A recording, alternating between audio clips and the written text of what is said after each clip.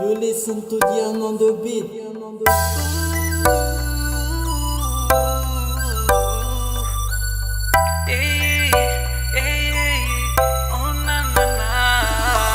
Mbola tsy sasatra ny foko anambariny onilanao nasambatra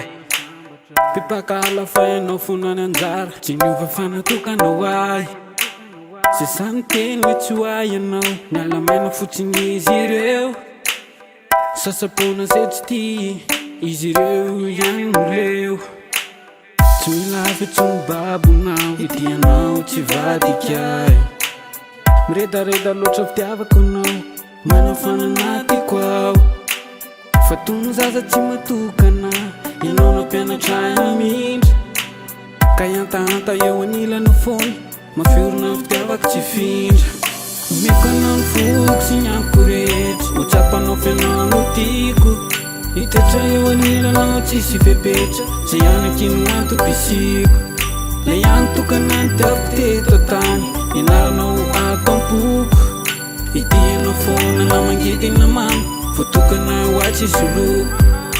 jambanao ny foko ka tsy nahita olo kafitsony za rely ihany ho anotokanao ampony voasoratra ny fiainako ny anarany hoe malala ravaky ny foko ny fisiny sanatira hoe manala ho vita anaty maro izy ka tsy asiko faharoa mbola ho azy foana ny foko efatra ny taloha ka zay roa ny fampatoky nenay aloha tsy farana eo anilany any nahitako fasambara tsy mila fe tsy mibabonao idianao tsy vadikay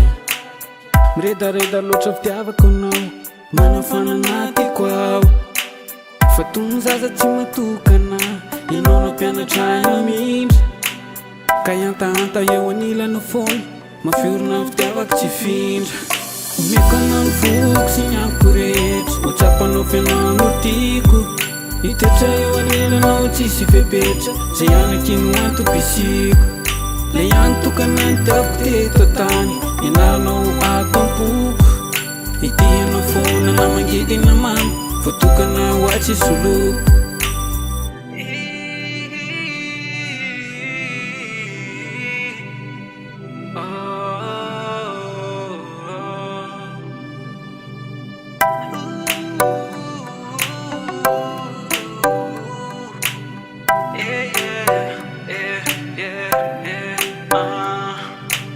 You listen to Dian on the beat. miko anao ny foko sy ny amiko rehetra ho tsapanao fianao no tiako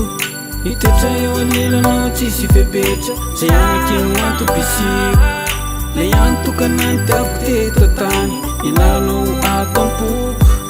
idianao fona na mangidina mamy votokana ho atsy soloko